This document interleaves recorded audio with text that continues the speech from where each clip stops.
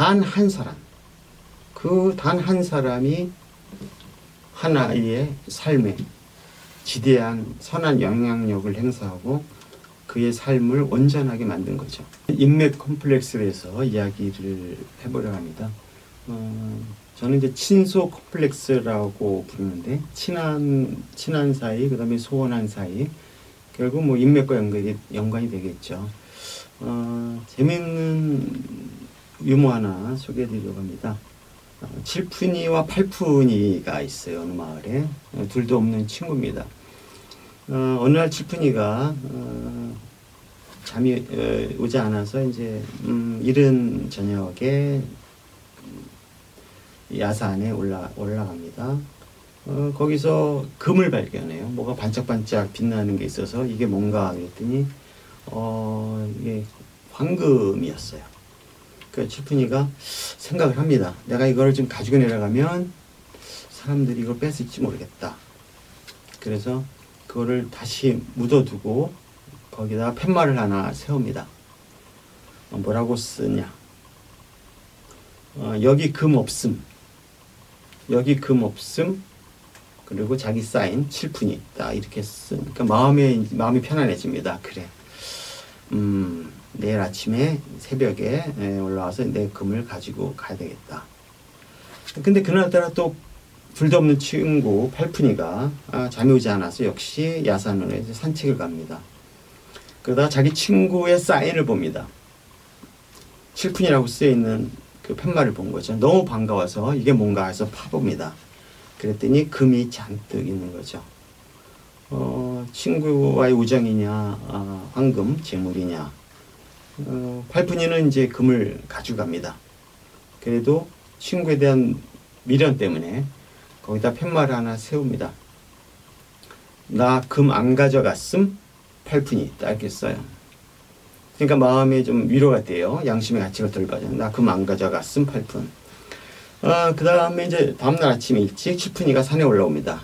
그리고 금을 묻어둔 데로 갔더니 금이 사라지고 없는 거죠.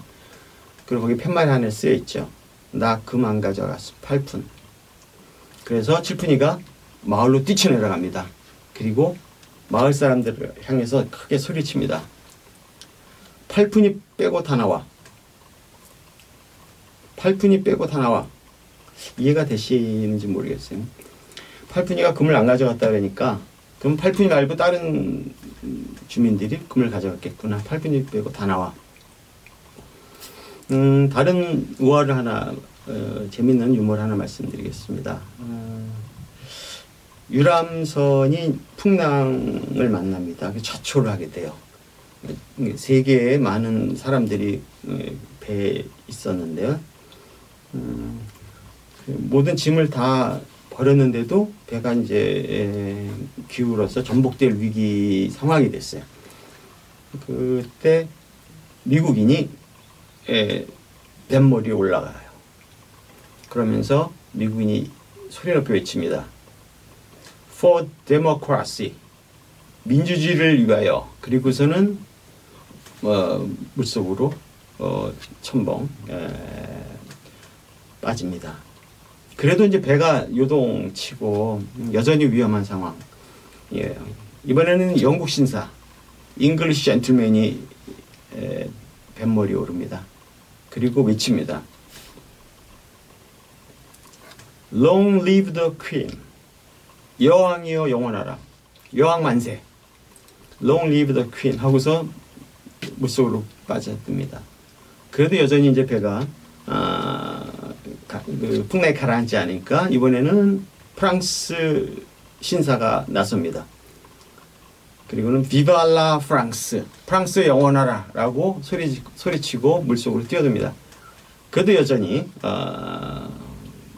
풍랑이 거세죠. 이번에는 한국 신사가 나섭니다. Korean gentleman. 그가 뱃머리에서 소리를 외칩니다. 대한민국 만세. 이렇게 소리치고는 옆에 있는 일본 사람을 물속으로 들이밉니다. 약간 썰렁한 유머일 수도 있겠는데, 인맥 콤플렉스는 우리에 갇혀 있는 것이다. 우리라고 하는 게, 우리가 얘기하는 우리라는 게 저는 울에서 나왔다고 생각합니다. 울타리 울. 그러니까 돼지우리처럼 이렇게 가둬두는 것, 동시에 보호하는 것, 동시에 한 공동체를 이루는 것, 그 우리에서 우리가 나온 게 아닌가 그런 생각을 합니다. 문제는 이 우리라는 그 인맥이, 우리라고 하는 이 공동체 감정이 배타적이고 차별적이라는 데 있습니다. 그들만의 리그인 거죠. 모두의 리그가 아니고 그들만의 리그. 그래서 장벽을 이루고 편을 가르고 편 가르기, 줄 세우기 이런 식의 내 편과 내 편으로 가는 거죠. 나는 옳고 우리는 옳고 상대는 다른 사람들은 그르다라는 의식이 머릿속에 잠재해 있는 거죠. 공자는 말합니다. 화이부동. 화이부동은 화목하되 부동, 같지 않다. 같지 않지만 서로 화목할 수 있다. 내 편으로 해서 이게 같지 않기에 이렇게 가르는 게 아니고 함께 어울릴 수 있다. 라는 얘기인 거죠. 우리 사회는 혈연, 학연, 지연 이렇게 이러한 인맥으로 예전부터 이렇게 형성이 되어 왔죠. 이러한 인맥이 이제 차츰 깨어지고는 있지만 지금도 여전히 우리가 남인가 팔이 안으로 굽는다. 그들만의 리그가 여전히 자리 잡고 있습니다. 특히 정치권 지금 현재 시사적인 부분들이 있죠. 고인물은 썩는다. 이거 당연한 거죠. 우리 속담에도 있고 고인물은 썩죠. 그리고 19세기의 영국의 정치가 존 액튼 경이 이렇게 얘기합니다. Absolute power corrupts absolutely. 절대 권력은 절대 부패한다. 절대 인맥은 절대 부패할 수밖에 없죠. 이게 체크 앤 밸런스가 안 되니까, 견제와 균형이 안 되고 무조건 우리가 옳다, 우리가 좋은 곳이요. 이게 견제가 들어갈 수가 없고 균형을 이룰 수가 없는 거죠. 기울어져 있는 거죠. 썩은 인맥은 썩은 뿌리나 마찬가지인 거예요. 뿌리가 썩으면 나무가 썩지요. 나무 전체가 썩죠. 인맥이 썩으면 사회 전체가 썩습니다. 뿌리를 잘라내야 되죠. 근데 우리는 여전히 그 썩은 뿌리를 붙들고 있어요. 그러니까 나무가 온전할 수가 없는 거죠. 그걸 쳐내야 되는데, 의식을 전환해야 되는데, 인맥이라는 것이 네 편, 내 편으로 나누어진 그 인맥이 아니라는 건데, 여전히 우리는 거기에 연연해 하고 있는 거예요. 선한 사마리아인 이야기를 한번 해보겠습니다. 성경 누가복음에 나오는 내용인데, 율법 교사가 예수님에게 묻습니다. 어떻게 해야 영생을 얻을 수 있나? 예수님이 답합니다. 하나님을 사랑하고 내 이웃을 사랑하라. 그러니까 율법 교사가 질문합니다. 내 이웃이 누구입니까? Who is my neighbor? 내 이웃이 누구입니까? 그래서 이때 예수님이 이 사마리아인 비유를 하죠. 어느 한 사람이 예루살렘에서 여리고로 갑니다. 가는 길에서 강도를 만나요. 그래서 강도에게 모든 것을 다 털리고 너무 많이 맞아서 피를 흘리고 죽음 직전에 몰리죠. 그때 거기 지나가는 사람이 있었습니다. 제사장. 가장 지위가 높고 존경받는 인물이죠. 제사장이 지나가면서 그를 걸떠보지 않습니다. 그냥 지나갑니다. 그 다음에 레위 종족, 상당히 높은 레벨의 지위에 있는 사람이죠. 레윈도 그냥 지나갑니다. 세 번째 지나가는 사람이 사마리아인이었어요. 사마리아인은 당시 유대인들에게 멸시받던 1등 시민이 아니고 2등 시민, 3등 시민인 거죠. 사마리아인이 그를 일으켜 세우고 자기 짐승에 태우고 어떤 짐승인지는 뭐 불명확하지만 그리고 가까운 주막으로 가서 주인에게 얘기합니다. 내가 돌아올 때 돈을 지불할 테니까 이 사람을 잘 보살펴 주십시오.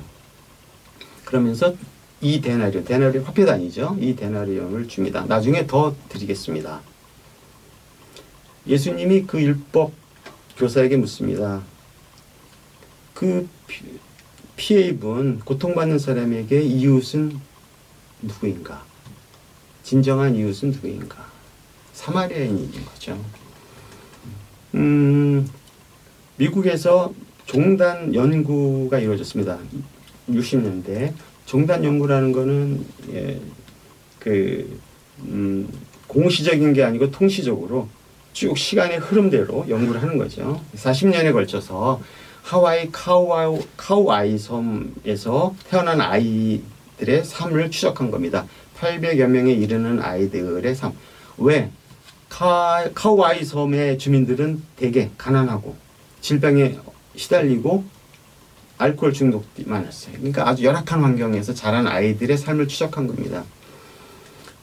800여 명의 아이들 중에 3분의 1이 훌륭하게 훌륭한 시민으로 성장을 했어요. 그래서 살펴보니까 이들은 왜 다른 사람들하고 다를까? 이유는 단 하나였습니다. 그들 곁에는 그들을 믿고 신뢰하고 그들을 사랑하는, 아껴주는 그 누군가가 있었던 거예요. 부모님일 수도 있고 선생님일 수도 있고 친구일 수도 있고 어떤 이웃일 수도 있고 그 누가 단 한 사람, 그 단 한 사람이 하나의 삶에 지대한 선한 영향력을 행사하고 그의 삶을 온전하게 만든 거죠. 그거를 회복 탄력성이라고 합니다. 레질리언스. 그 예로 들 수 있는 거죠. 99명. 우리 SNS상에서 많은 자기 과시가 이루어지죠. 인맥을 얘기하죠. 드러내죠. 내가 99명의 인맥이 있어.